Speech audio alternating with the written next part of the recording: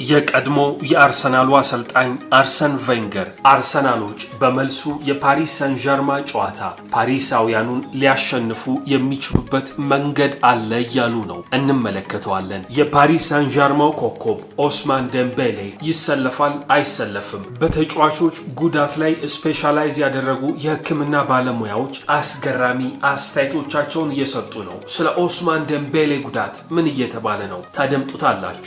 ከኦስማን ዴምቤሌ ጉዳት ባሻገር ሌላ አዲስ አሳሳቢ ትኩስ ጉዳት ገጥሟቸዋል እየተባለ ነው። አዲስ ጉዳት የገጠመው ተጫዋች ማን ነው? ታደምጡታላችሁ። የጨዋታው ተጠባቂ ቋሚ አሰላለፍ ይፋ ሆነዋል።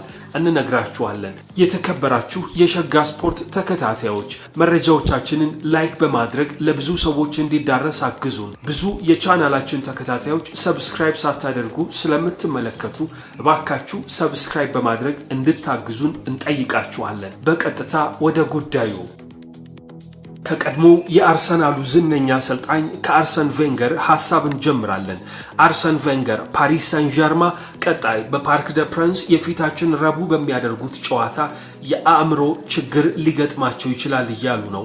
ፓሪሳውያኑ ከአንድ ሳምንት በፊት በመጀመሪያ ዙሩ የግማሽ ፍጻሜ ጨዋታ በኦስማን ዴምቤሌ ብቸኛ ጎል ኤምሬትስ ላይ አሸንፈው ወጥተዋል። ገና አራተኛው ደቂቃ ላይ በተቆጠረ ጎል ነበረ ፓሪሳውያኑ አሸንፈው መሪነቱን ይዘው የወጡት። አርሰን ቬንገር ሲናገሩ ይህ ቡድን ከዚህ ቀደም ጥቅምት ወር ላይ 2-0 በሆነ ውጤት በሚኬል አርቴታ ልጆች ተሸንፎ ነበረ። ነገር ግን በዚያ ቡድን ውስጥ ኦስማን ዴምቤሌ አልነበረም ሲሉ ለቢን ስፖርት ይናገራሉ።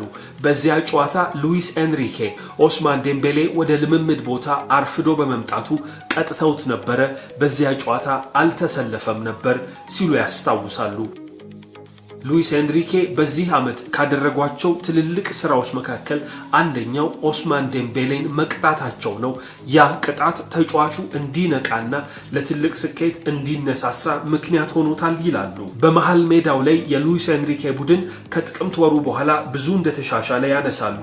የዦአው ኔቬዝ የቪቲኒያና የፋቢያን ሩዊዝ ጥምረት በአማካይ ስፍራው ላይ የበለጠ የበላይነትን ሰጥቷቸዋል። በመስመር በኩል የሚከላከሉት ኑኖ ሜንዴሽና አሽራፍ ሀኪሚ ቢሆኑ በቻምፒየንስ ሊጉ ጥሩ የሚባል ጊዜን እያሳለፉ ይገኛሉ ሲሉ አርሰን ቬንገር ተደምጠዋል። አርሰን ቬንገር ሲናገሩ ፓሪስ ሰን ዠርመን አሁን የአእምሮ ችግር ይገጥማቸዋል ብለው ነው የሚተነብዩት። ለዚህ ደግሞ ምክንያቱ በመጀመሪያው ዙር ያስመዘገቡት ውጤት ነው። ከሜዳ ውጪ 1-0 አሸንፈዋል። አሁን የመልሱን ጨዋታ በሜዳችን ስንጫወት ያለንን አድቫንቴጅ አስጠብቀን በመከላከል እየተጫወትን በመልሶ ማጥቃት ጎል ለማስቆጠር እንሞክር ወይስ ደግሞ ያለንን ሁሉ ሰጥተን ሌላ ጨዋታ ለማሸነፍና ጎሎችን አስቆጥረን ለመውጣት እንሞክር በሚለው ሊወዛገቡ ይችላሉ እያሉ ነው። በፓሪስ ሰን ዠርማንና በሉዊስ ኤንሪኬ ዲኤንኤ ውስጥ መከላከልና ውጤትን አስጠብቆ መውጣት የሚባል ነገር ስለሌለ ለተጫዋቾቹ አሰልጣኙ የፓርክ ደ ፕራንሱንም ጨዋታ አሸንፈው እንዲወጡ ትዕዛዝ መስጠቱ አይቀርም እያሉ ነው። ይህ ደግሞ ሚክስድ የሆነ ፊሊንግ ወይንም የተደበላለቀ ስሜት በተጫዋቾቹ መካከል ሊፈጠር እንደሚችል ይጠቁማሉ። ይህ ለአርሰናል ጥሩ የሚባል ነገር ነው። ተጫዋቾቹ መሃል ላይ ሊወዛገቡ ይችላሉ። ያለንን ውጤት እናስጠብቅ ወይንስ ደግሞ አጥቅተን ተጫውተን እናሸንፍ በሚለው ሲምታቱ፣ አርሰናል ግን ግልጽ የሆነ የጨዋታ አረዳድ ነው ያለው። ወደ ፓርክ ደ ፕሪንስ ማምራት፣ ጨዋታው ላይ ጎል ማስቆጠር፣ አሸንፎ መውጣት ብቸኛ ዓላማቸው ስለሚሆን ለአርሰናሎች ይሄ ቀላል ይሆናል። እናም የተሻለውን አድቫንቴጅ መድፈኞቹ ይይዛሉ ሲሉ አርሰን ቬንገር ተንብየዋል። ከፓሪስ ሰን ዠርማ ጋር በተገናኘ በመጀመሪያው ዙር ጨዋታ 70ኛው ደቂቃ ላይ የጡንቻ መሳሳብ ገጥሞት ተጎድቶ የወጣው ኦስማን ዴምቤሌ የመሰለፍ አለመሰለፉ ነገር አሁንም አልተረጋገጠም። ነገር ግን የስፖርት ሳይንስ ተመራማሪዎች የኦስማን ዴምቤሌ መሰለፍ አጠራጣሪ እንደሆነ ይገልጻሉ። ስቴፈን ስሚዝ የተባለ ኪትማን ላብራቶሪ ውስጥ በተጫዋቾች ጉዳት ላይ ስፔሻላይዝ ያደረገ ሰው ኦስማን ዴምቤሌ በቀጣዩ ጨዋታ ቋሚ ሆኖ የመሰለፍ እድሉ እጅግ ጠባብ ነው ሲል ለዩናይትድ ኪንግደሙ የሜትሮ ጋዜጣ ትንቢያውን ሰጥቷል። ግሬድ 1 ወይንም ደረጃ 1 የተባለ የሃምስትሪንግ ጉዳት እንኳን ቢሆን በዚች አጭር ጊዜ ውስጥ በአንድ ሳምንት ውስጥ አገግሞ ወደ ሜዳ በቋሚነት የመሰለፍ እድሉ እጅግ ጠባብ ነው ሲሉ ተናግረዋል።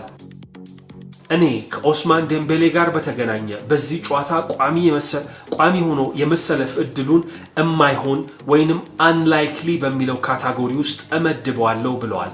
ተጫዋቹን ለማስገባት የክለቡ ስታፍ አባላትና አሰልጣኙም ሪስክ ይወስዳሉ ብዬ አላስብም ሲሉ ተደምጠዋል። ኦስማን ዴምቤሌ በዚህ የውድድር ዓመት ለፓሪስ ሳን ዠርማ በቻምፒየንስ ሊግ ውድድሮች 11 ጎሎች ላይ ተሳትፏል።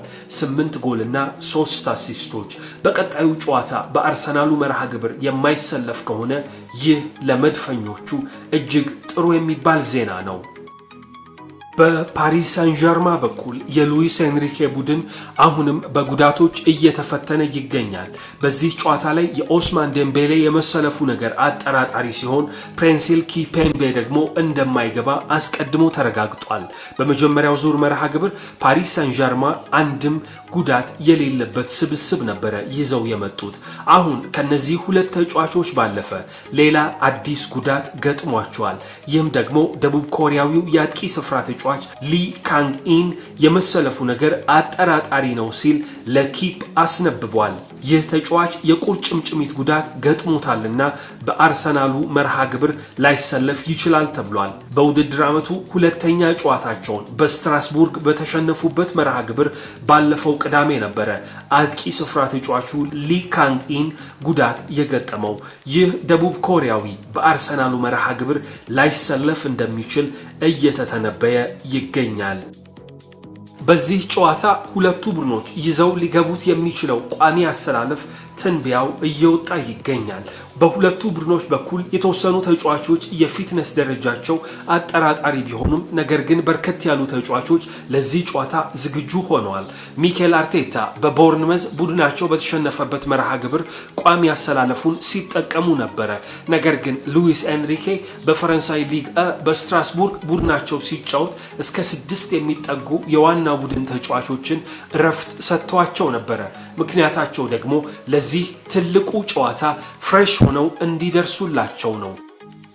አሁን ሁለቱ ቡድኖችን በተመለከተ ግምታዊ አሰላለፎች ይፋ መሆን ጀምረዋል። በፓሪስ ሳን ዠርማ በኩል ጃንሉጂ ዶናሩማ፣ አሽራፍ ሃኪሚ፣ ማርኪኒዮስ፣ ፓቾ፣ ሜንዴስ የተከላካይና የግብ ጠባቂ ስፍራውን ይዘዋል። ፋቢያን ሩይዝ፣ ቪቲኒያ እና ጆአው ኔቬዝ የተለመደው የአማካይ ስፍራ ጥምረት ላይ ይኖራሉ።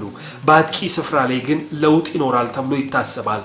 ዴዜሪ ዱዌና ኪቪቻ ኪቫራትስኬሊያ ቋሚ ሆነው ሲሰለፉ ኦስማን ዴምቤሌ ግን ከጉዳቱ አገግሞ እዚህ ጨዋታ ላይ ይደርሳል ተብሎ ባለመታሰቡ ጎንካሎ ራሞሽ የቋሚነት እድልን ተሰጥቶታል። በአርሰናል በኩል ዳቪድ ራያ፣ ጁሪያን ቲምበር ወይንም ቤን ዋይት፣ ሳሊባ፣ ኬቪዮር እና ሉዊስ ስኬሊ የተከላካይ ስፍራ ላይ የሚቀመጡ ተጫዋቾች ናቸው። ማርቲን ኦደጋርድ እና ዴክላን ራይስ ቋሚ ሆነው ሲጀምሩ በባለፈው መርሃ ግብር በቅጣት ምክንያት ያልተሰለፈው ቶማስ ፓርቴ የረቡዕን ጨዋታ ቋሚ ሆኖ ይጀምራል ተብሎ ይታሰባል። ቡካዮ ሳካ፣ ሚኬል ሜሪኖ እና ማርቲኔሊ በአጥቂ ስፍራ ላይ ሊጫወቱ እንደሚችሉ ይጠበቃል። ከአርሰናል ጋር በተገናኘ ሪያል ማድሪድ ላይ የፈጠረው ተጽዕኖ አሁንም አላበቃም። በሩብ ፍጻሜ መርሃ ግብር ሎስ ብላንኮቹን በድምር 5-1 በሆነ ውጤት ከውድድሩ ያሰናበቱት መድፈኞቹ ሪያል ማድሪድ በዚህ ሽንፈት እጅጉኑ እንዲናወጥ አድርገውት ነበረ።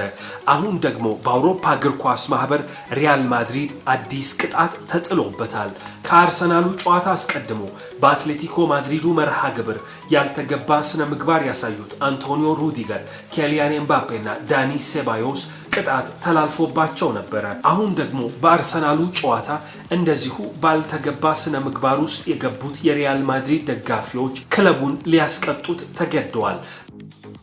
በሳንቲያጎ ቤርናቤዩ አርሰናል 2-1 በሆነ ውጤት ሪያል ማድሪድን ሲያሸንፍ የማድሪድ ደጋፊዎች የዘረኝነት ተግባራትን ሲያከናውኑ ተገኝተው ቅጣት ተላልፎባቸዋል። የአውሮፓ እግር ኳስ ማህበር ይህንን ክለብ 15000 ዩሮ ቅጣት አስተላልፎበታል። ምክንያቱ ደግሞ ደጋፊዎች ያሳዩት የዘረኝነት ባህሪ ነው ብሏል። ይህ ክለብ በተደጋጋሚ ቪኒሺየስ ጁኒየር ላይ እየደረሰ ባለው የዘረኝነት ጥቃት ምክንያት ዘረኝነት በእግር ኳስ መቆም እንዳለበት በዓለም መድረክ ሲታገል ታይቷል። ነገር ግን ደጋፊዎቹ ከዘረኝነት ተግባር ታቅበው አልተገኙም። የአውሮፓ እግር ኳስ ማህበር ይህንን ተመልክቶ ሪያል ማድሪድ ላይ 15000 ዩሮ ቅጣት አስተላልፎባቸዋል።